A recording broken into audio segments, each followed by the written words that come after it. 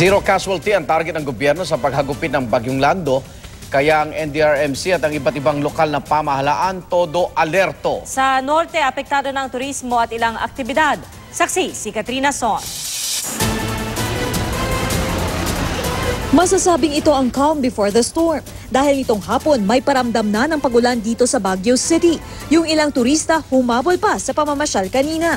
Baka abutan ng bagyo hindi namin makagala. Dapat magstay pa kami hanggang Monday, pero dahil nga sa bagyo, hindi na kami. Ang mga negosyo nangangamba lalo't weekend pa naman sana ang pinakamalakas nilang kita. Tulad sa amin, sa araw kami umaasa. Kung umuulan, bihira lang naman sumasakay pag umuulan. Ngayon pa lang handa na ang mga gamit pang rescue at naka-red alert na ang buong Cordillera region. Meron na rin inilikas mula sa landslide-prone areas. Normally po takot talaga. Pag may darating ulit na bagyo, aalis na lang po kami.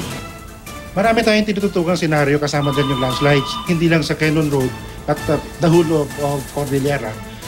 Sa Isabela na mahangin na kanina, kinansela na ang isang jamboree o camping. Mahigit 500 Boy Scouts o Girl Scouts ang inilikas sa mas ligtas na lugar. Pero sa Aurora kung saan malakas na ang mga alon, itinuloy ang isang surfing camp at competition. Bagamat ihihinto raw ito agad kung sumama ang panahon. Tuloy naman ang mga paghahanda ng mga gamit pang rescue at iba pa. Sa Ilocos Sur, inagahan na rin ang pag-ani ng palay bilang paghahanda sa Bagyong Lando. Ganyan din ang ginawa sa Ilocos Norte. Pero sa Cagayan, nagbungkal pa ng lupa ang mga magsasaka bilang paghahanda sa pagtatanim.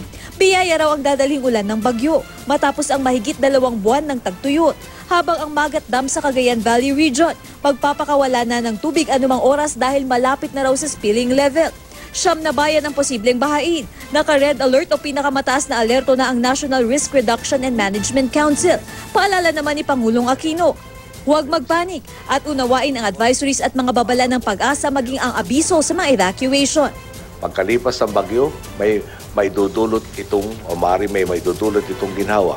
Dahil ang bubuhos na tubig ulan ay makakadagdag sa water level ng ating mga dam na makakatulong na ibsan ang epekto ng El Nino. Mula rito sa Baguio City, ako si Katrina Son, ang inyong saksi.